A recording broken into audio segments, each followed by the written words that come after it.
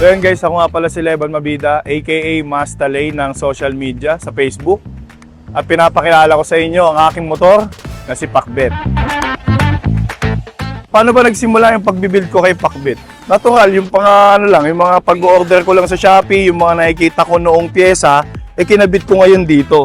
So ang nangyari, ang mga kinabit ko dito ngayon is mga 2005 pa na era na mga pyesa. So kung makikita nyo dito ngayon, may mga gold, dilaw, pula, green, halo-halo talaga ng kulay. So hindi ko talaga siya ina-expect na ganito ang magiging kalalabasan niya. Ang unang-una kong kinabit kay Pakbet yung kanyang mga bolts. Ang kulay ng bolts ginawa ko silver tsaka gold. Tapos binlog ko siya, in-upload ko sa Facebook, and then hanggang sa naglaon, madami na akong kinakabit sa kanya. Pinaninindigan ng mga nagko-comment na Bisaya concept talaga siya. Pero para sa akin si Pakbet ay isang Pinoy concept. Ngayon guys, iisa-isayin natin kung ano yung mga pyesa na kinabit natin dito kay Pakbet. Tara, let's go! Ang madalas na pinapalitan natin unang-una sa ating mga motor, syempre, ang side mirror. Ayan, kung makikita ninyo, itong side mirror natin is TRC. Siguro pang-apat ko siyang kinabit dito kay Pakbet. Kung makikita nyo naman is CNC finish siya, tapos wala siyang grado at medyo cute size siya kung titingnan nyo. Short short stem kung tawagin. Ang pinakamatindi na kinabit natin dito guys, itong handle grip ni Pakbet. Kung nakikita ninyo naman, kulay dilaw, no? Tsaka tinatawag naming one of one to kasi one of one, ibig sabihin, ako lang ang may lakas ng loob na magkabit niyan. Tingin mo ikaw, bibili ka ba niyan? Magpapakabit ka ba niyan? Ha! Malabo! Isa sa pinakamahal na kinabit natin dito kay Pakbet ay ang crossbar na kung tawagin. Ito, yung mga lagayan ng cellphone, pwede mong lagyan ng lagayan ng tubig. Kung nakikita nyo guys, no, kung tititigan yung mabuti yung detalye niya, 24 karat gold yan. One of one din to. Hanggang ngayon, walang nagpapakabit yan. May nakikita ko silver, pero gold. Kaya bang tiisin yun? Pero kay Pakbet, tingnan mo naman, caring-carry niya. At talaga namang lumalabas ang tunay na ganda. Isa naman ito sa pinakamaganda at pinakaastig na kinabit natin kay Pakbet, itong kanyang seat cover. Ayan. So, ito, Bosmel Custom Seats natin siya pinagawa. Pinatabas natin ng konti para medyo indo-indo yung dating.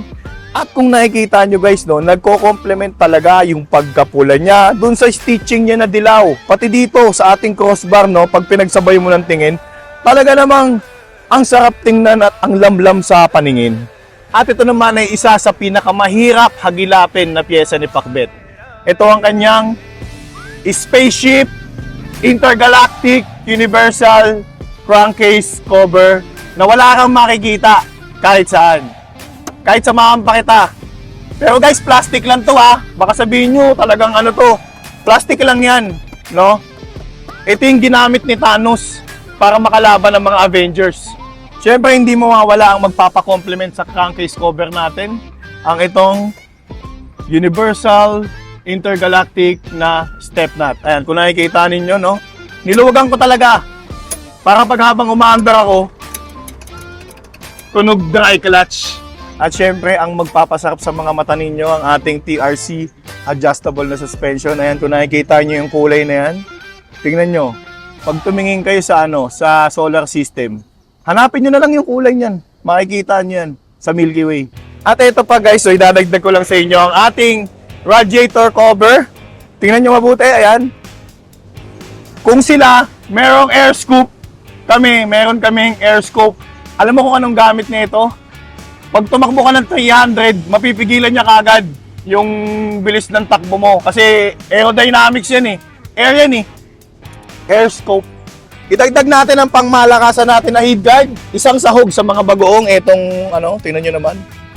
Ang ating napakagandang head guard na pink, green, pink, green, pink, green, tapos may orange sa loob.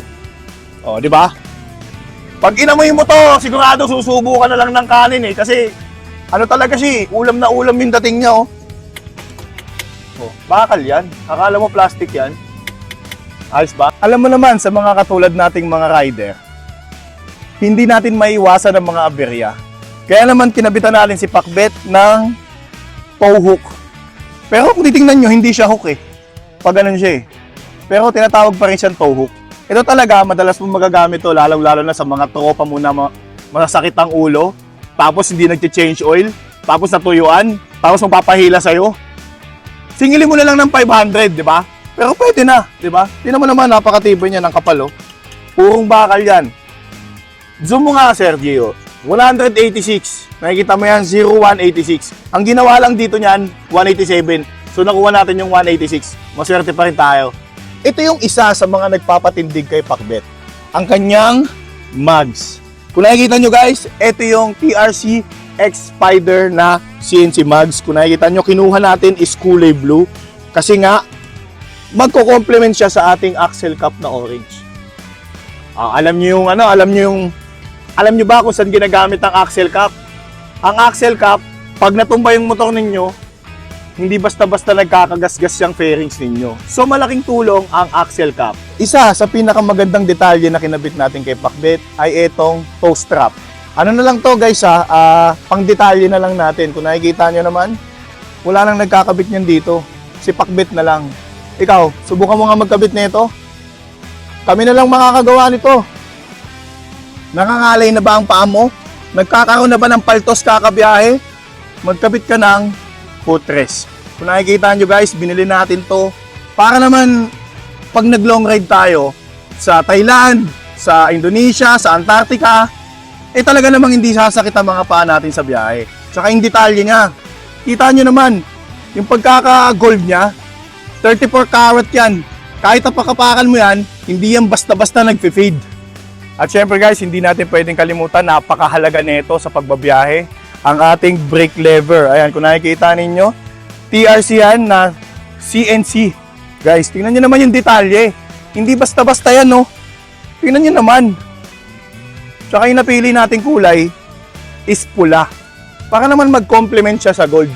Diba? Malapit na malapit. Para alam mo yung mata mo medyo makapagpahinga ng konti sa mga nakikita mong kabalastugan dyan. Pero ito talaga, pula tapos gold. Ang sarap sa mata. Siyempre, ipeplex ko din sa inyo ang ating customized na decals na gawa ng Ryan Decals Philippines. Ayan, thank you so much. Tingnan nyo naman, no? May sarili siyang logo and then siyempre Initial D inspired yan, guys. Ang ganda, di ba? Ha! Muli, marami pong salamat. Mastalay nga pala para sa All About Wheels Manila. Okay na, sir? Okay ba, sir? May problema ako eh. Naghahanap kasi ako ng mga motor show, sir eh. Yung mga motor show, yung maglalapag ka ng motor. Baka pwede mo samahan doon. Pero, okay naman, di ba? Maganda naman si Pakbet, di ba?